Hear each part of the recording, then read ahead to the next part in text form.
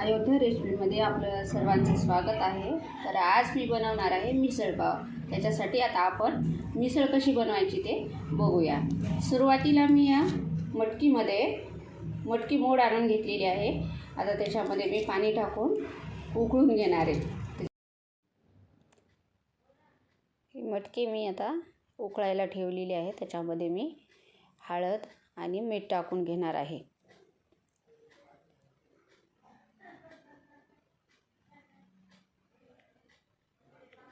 तोपर्यंत मी गॅसवरती हा कोबळा घेतलेला आहे, भाजून घेणार आहे। आणि कांदा,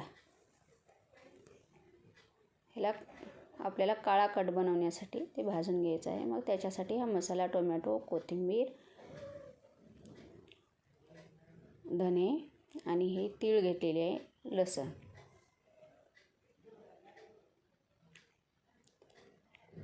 आता तीळ आणि धने मी भाजून घेणार आहे। त्याच्यानंतर लसूण पण तळून घ्यायचं आहे। लसूण तळल्यानंतर टोमॅटो हा आपण तळून घेणार आहोत। आता पूर्ण मिक्सरला हे मी वाटून घेणार आहे। खोबरं, कांदा, लसूण आणि टोमॅटो अगदी बारीक पेस्ट ह्याची करून घ्यायची आहे। आता आपण करणार आहोत फोडणी। त्याच्यासाठी मी तेल टाकून घेतलेलं आहे। त्याच्यामध्ये मोहरी टाकली, थोडंसं जिरं टाकून घेतलं आणि आपलं हे काळं वाटण जे बनवलं होतं ते मी आता त्याच्यामध्ये टाकणार आहे।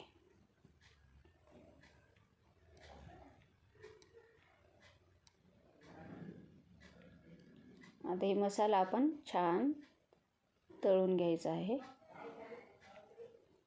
त्याच्यामध्ये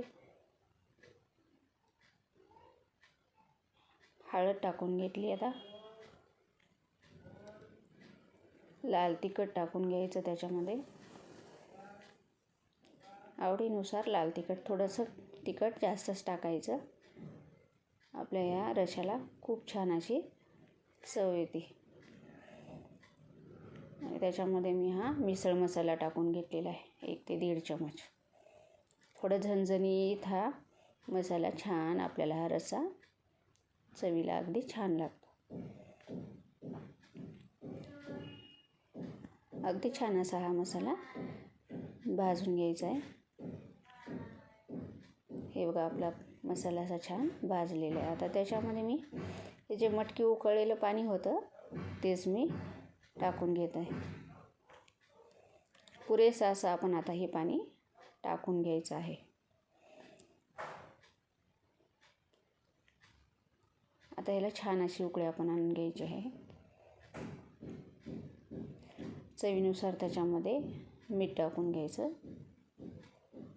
माझ्या चॅनलला नवीन असाल तर लाईक, शेअर, सबस्क्राईब करायला विसरू नका। हे आपली आपण जे वाटण करून घेतलेलं तिळाचं आणि धण्याचं पावडर ते आता त्याच्यामध्ये मी टाकून घेतलेलं आहे।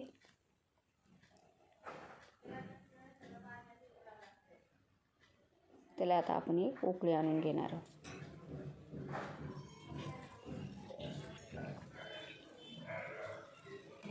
हे बघा, आपल्या भाजीला असा छान असा कट आलेला आहे। आणि ही रस्सा जे आहे आपला उकळलेला आहे। आता आपण त्याच्यामध्ये ही आपण वाफून घेतलेली मटकी टाकून घेणार आहोत। आता हे 5 मिनिट शिजल्यानंतर आपली भाजी खाण्यासाठी तयार होणार आहे। हे बघा, छान असं एकदम काळा कलर आलेला आहे। सुगंध पण छान येत आहे।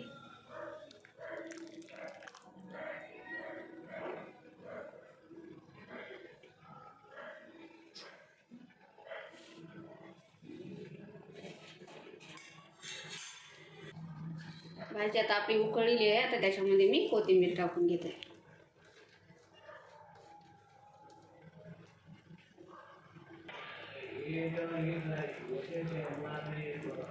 हा बघा, आपला कट कसा अगदी काळा काळा असा कलर आलेला आहे आणि चवीला पण खूप छान असा झालेला आहे।